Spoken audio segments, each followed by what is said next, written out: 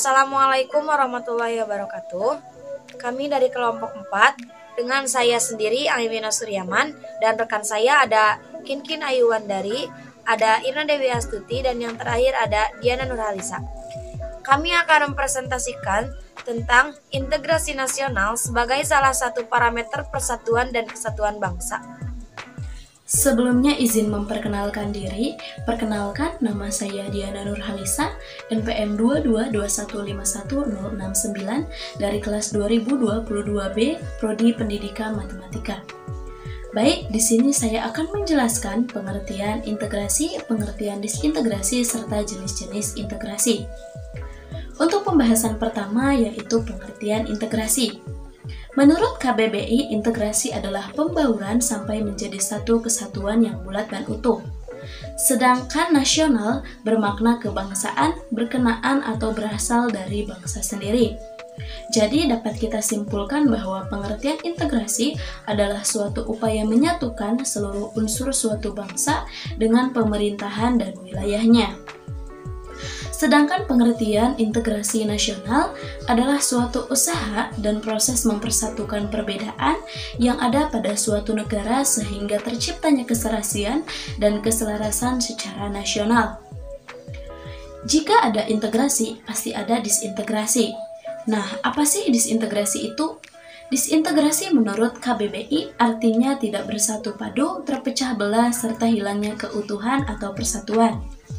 Sedangkan arti dari bangsa adalah suatu kelompok manusia yang memiliki identitas bersama dan mempunyai kesamaan bahasa, ideologi, budaya, sejarah, dan tujuan. Bangsa juga merupakan kelompok manusia yang dianggap memiliki asal-usul dan keturunan yang sama.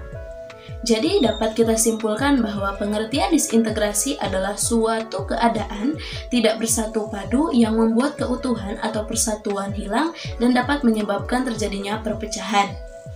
Kemudian pengertian disintegrasi bangsa berarti yaitu memudarnya kesatupaduan antar golongan dan kelompok yang ada dalam suatu bangsa yang bersangkutan. Pembahasan selanjutnya yaitu jenis-jenis integrasi. Yang pertama yaitu jenis-jenis integrasi berdasarkan hasil, yaitu 1. Integrasi asimilasi.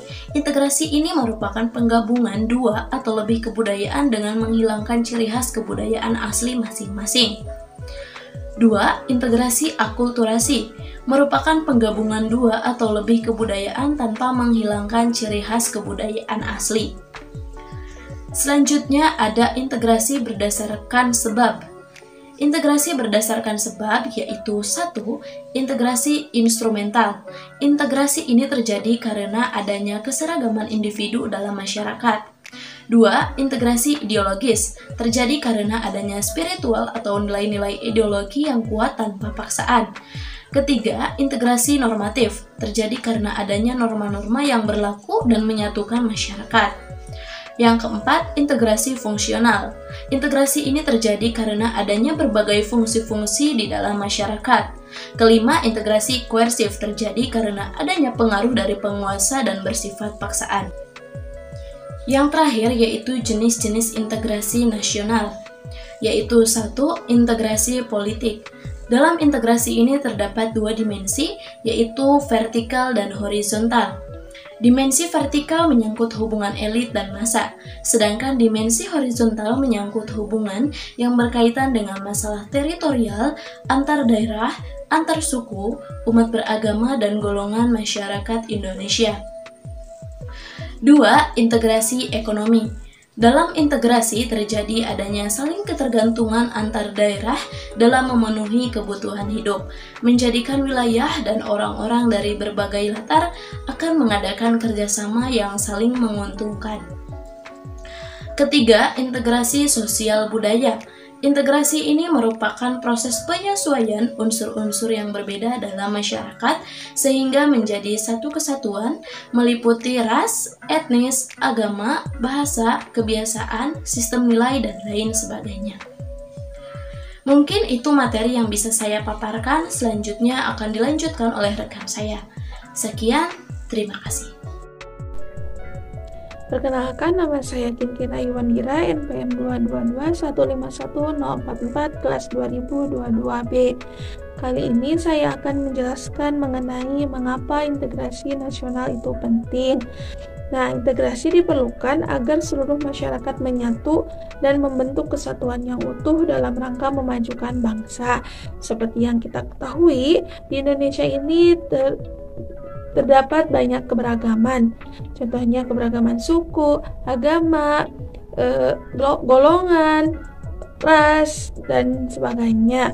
Nah, integrasi diperlukan sebagai salah satu cara atau proses untuk menyatukan berbagai perbedaan yang ada di negara Indonesia ini, sehingga terciptanya keserasian serta keselarasan dalam kehidupan di Indonesia. Suatu pemerintah yang mampu menggerakkan dan mengarahkan seluruh potensi masyarakat agar mau bersatu atau berintegrasi dan bekerja sama dapat mencapai tujuan negaranya. Seperti yang kita ketahui, tujuan negara Indonesia melindungi segenap bangsa dan seluruh tumpah darah Indonesia, memajukan kesejahteraan umum, mencerdaskan kehidupan bangsa, dan ikut melaksanakan ketertiban dunia yang berdasarkan kemerdekaan, perdamaian abadi, dan keadilan sosial. Nah, tujuan negara ini dapat dicapai bila pemerintah dapat menggerakkan seluruh potensi masyarakat agar mau bersatu. Selanjutnya mengenai sumber historis, sosiologis, politik tentang integrasi nasional. Mengintegrasi bangsa umumnya menjadi tugas pertama bagi negara yang baru merdeka. Hal ini dikarenakan negara baru tersebut tetap menginginkan agar semua warga yang ada di dalam wilayah negara bersatu. Nah, apakah bangsa Indonesia pernah mengalami integrasi sebelum kemerdekaan? Oke, mari kita bahas perkembangan sejarah integrasi di Indonesia. Menurut Suroyo, ternyata sejarah menjelaskan bangsa kita sudah mengalami pembangunan integrasi sebelum bernegara Indonesia yang merdeka. Menurutnya, ada 3 model integrasi dalam sejarah perkembangan integrasi di Indonesia, yakni yang pertama model integrasi Imperium Majapahit, yang kedua model integrasi kolonial, dan yang ketiga model integrasi nasional Indonesia. Yang pertama, model integrasi Imperium Majapahit. Model integrasi ini bersifat kemaharajaan atau Imperium Majapahit. Struktur kemaharajaan yang begitu luas ini berstruktur konsentris, dimulai dengan konsentris pertama yaitu wilayah inti kerajaan atau Naranggung, Pulau Jawa, dan Madura yang diperintah langsung oleh raja dan saudara-saudaranya. Konsentris kedua adalah wilayah di luar Jawa atau mancanegara dan pasisiran yang merupakan kerajaan-kerajaan otonom, dan konsentris yang ketiga atau tanah seberang adalah negara-negara sahabat di mana Majapahit menjalin hubungan diplomatik dan hubungan dagang antara lain dengan Champa, Kamboja, Ayudapura atau Thailand. Yang kedua, model integrasi kolonial. Model integrasi kedua atau lebih tepatnya disebut dengan integrasi atas wilayah Hindia Belanda, baru sepenuhnya dicapai pada awal abad 20 dengan wilayah yang terentang dari Sabang sampai Merauke. Pemerintah kolonial mampu membangun integrasi wilayah juga dengan menguasai maritim. Sedang integrasi vertikal antara pemerintah pusat dan pemerintah daerah dibina melalui jaringan birokrasi kolonial yang terdiri dari pegawai Belanda dan pribumi yang tidak memiliki jaringan dengan massa rakyat. Dengan kata lain, pemerintah tidak memiliki dukungan massa yang berarti. Nah, integrasi model ini atau model kolonial tidak mampu menyatukan segenap keragaman bangsa Indonesia, tetapi hanya dapat maksud menciptakan kesetiaan tunggal pada penguasa kolonial. Yang ketiga, model integrasi nasional Indonesia. Model integrasi ketiga ini merupakan proses berintegrasinya bangsa Indonesia sejak bernegara merdeka tahun 1945. Meskipun sebelumnya ada integrasi kolonial, namun integrasi model ketiga ini berbeda dengan model kedua. Integrasi model kedua lebih dimaksudkan agar rakyat jajahan mendukung pemerintah kolonial melalui penguasaan birokrasi kolonial dan penguasaan wilayah. Integrasi model ketiga dimaksudkan untuk membentuk kesatuan yang baru, yakni bangsa Indonesia yang merdeka memiliki semangat kebangsaan yang baru atau kesadaran kebangsaan yang baru. Nah, model integrasi nasional ini diawali dengan tumbuhnya kesadaran berbangsa, khususnya pada diri orang-orang Indonesia yang mengalami proses pendidikan sebagai dampak dari politik etis pemerintah kolonial Belanda. Mereka mendirikan organisasi-organisasi pergerakan baik yang bersifat keagamaan, kepemudaan, kedaerahan, politik, ekonomi, perdagangan, dan kelompok perempuan. Kesadaran politik. Dalam sejarahnya, penumbuhan kesadaran berbangsa tersebut melalui beberapa tahapan-tahapan berikut. Yang pertama ada masa perintis, lalu masa penegas, dan yang ketiga masa percobaan, dan terakhir masa pendobrak. Baik, saya akan menjelaskan pengembangan integrasi di Indonesia. Howard Origin dalam Muhaimin dan Colin menyebutkan ada 5 pendekatan atau cara bagaimana pemimpin politik mengembangkan integrasi bangsa. Faktor yang menentukan tingkat integrasi suatu bangsa ada 5, yaitu yang pertama, adanya ancaman dari luar, di mana ancaman dari luar ini dapat menciptakan integrasi masyarakat. Masyarakat akan bersatu untuk menghadapi musuh bersama tanpa membeda-bedakan suku, agama, ras. Contohnya, ketika penjajah Belanda ingin kembali ke Indonesia, masyarakat Indonesia bersatu padu untuk melawannya. Dan yang kedua, ada gaya politik kepemimpinan, di mana gaya politik para pemimpin bangsa dapat menyatukan atau mengintegrasi masyarakat. Pemimpin yang karismatik, dicintai rakyatnya, dan memiliki jasa-jasa besar umumnya mampu menyatukan bangsanya yang sebelumnya tercerai-berai. Dan yang ketiga, ada kekuatan lembaga-lembaga politik, di mana lembaga politik ini, misalnya birokrasi, dapat menjadi sarana pemersatu masyarakat.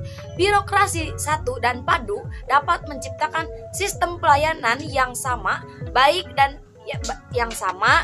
diterima oleh masyarakat beragam.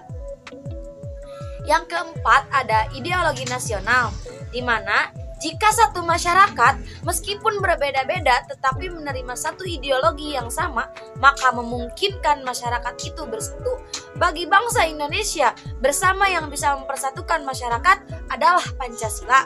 Dan yang terakhir ada kesempatan pembangunan ekonomi, di mana pembangunan ekonomi yang berhasil dan adil akan diterima masyarakat sebagai satu kesatuan. Jika ekonomi menghasilkan ketidakadilan, maka akan muncul kesenjangan orang-orang yang merasa dirugikan. Akan sulit untuk bersatu. Banyak kasus karena ketidakadilan, maka sebuah masyarakat ingin memisahkan diri dari bangsa itu. Kemudian ada tantangan dalam membangun integrasi. Dalam upaya mewujudkan integrasi nasional Indonesia, tantangan yang dihadapi datang dari dimensi horizontal dan vertikal, di mana dari dimensi horizontal ada suku, agama, ras, dan geografi. Kemudian yang dari vertikal, yaitu dalam dimensi vertikal, tantangan yang ada berupa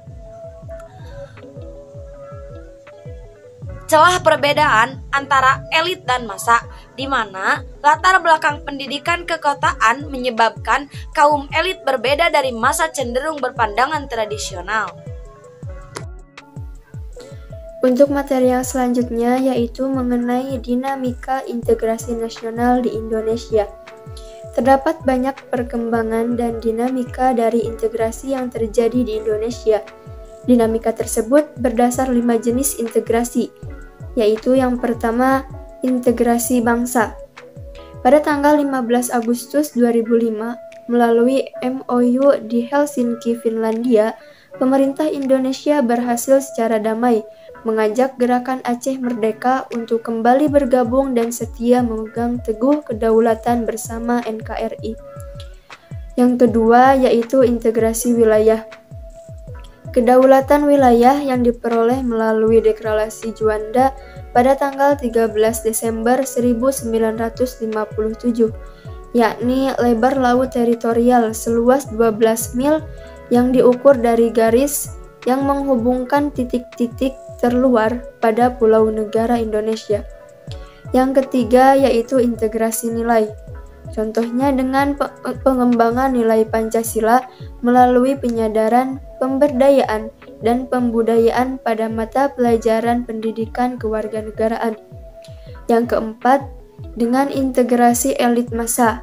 Contohnya dengan pendekatan pemimpin melalui beberapa kegiatan, misalnya kunjungan ke daerah, temu kader PKK, dan kotak pos presiden. Untuk yang kelima, yaitu integrasi tingkah laku.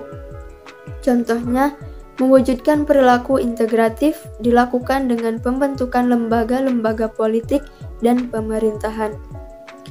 Materi yang selanjutnya yaitu mengenai esensi dan urgensi integrasi nasional. Integrasi masyarakat sangat dibutuhkan untuk membangun kejayaan bangsa. Jika gagal mewujudkan integrasi masyarakat, maka gagal untuk membangun kejayaan nasional, bahkan dapat mengancam kelangsungan hidup bangsa dan negara. Urgensi integrasi nasional diantaranya, yang pertama, negara yang diwarnai dengan konflik di dalamnya akan sulit untuk mewujudkan kemajuan. Kedua, dengan adanya konflik-konflik tersebut, maka negara tersebut akan banyak mendapatkan kerugian yang diderita berupa material maupun mental. Yang ketiga, dengan potensi sumber daya yang dimiliki, negara juga digunakan untuk menyelesaikan konflik tersebut yang semestinya sumber daya tersebut digunakan untuk pembangunan bagi kesejahteraan masyarakat.